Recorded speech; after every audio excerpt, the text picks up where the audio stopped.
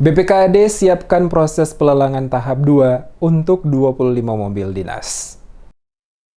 Badan Pengelola Keuangan dan Aset Daerah atau BPKAD Pemerintah Kota Ambon dalam waktu dekat kembali melelang 25 unit kendaraan dinas. Proses pelelangan ini merupakan tahap 2 setelah sebelumnya pada tahap 1 BPKAD juga melakukan lelang 13 unit kendaraan dinas. Saat ini proses penilaian terhadap aset bergerak itu sedang dilakukan oleh panitia lelang bersama tim teknis sebelum dilelang pada tahap 2 nanti. Kepala Badan Pengelola Keuangan dan Aset Daerah atau BPKAD Kota Ambon, Apris Haspers menjelaskan, selain 25 kendaraan dinas, BPKAD juga melakukan lelang pembongkaran 2 gedung milik Pemkot Ambon, yakni bekas kantor dinas sosial dan gedung AMO karena dinilai sudah tidak layak untuk digunakan. Kedua gedung tersebut berada di Negeri Paso, Kecamatan Baguala, mengalami kerusakan parah akibat peristiwa gempa beberapa tahun lalu. Menurut Apris yang diwawancarai di Balai Kota Ambon pada Selasa 21 Maret, panitia lelang sementara melakukan penilaian untuk 25 unit kendaraan roda 4, termasuk 2 gedung tersebut.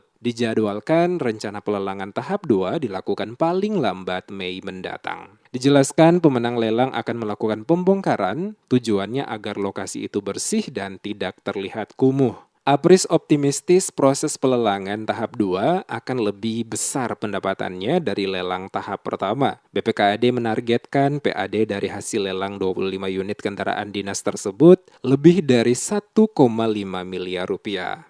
Yang aset di tahap berikut ini sedang melakukan penilaian terhadap 25 kendaraan.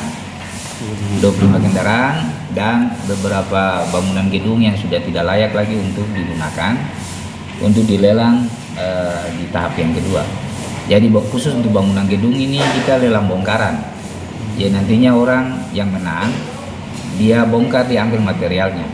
Gitu. Tapi dengan demikian kan lingkungan itu bisa tertata dengan baik toh, daripada dia jadi bangunan yang kelihatan kumuh gitu. Mungkin sekitar bulan-bulan Mei kita bisa lelang lagi.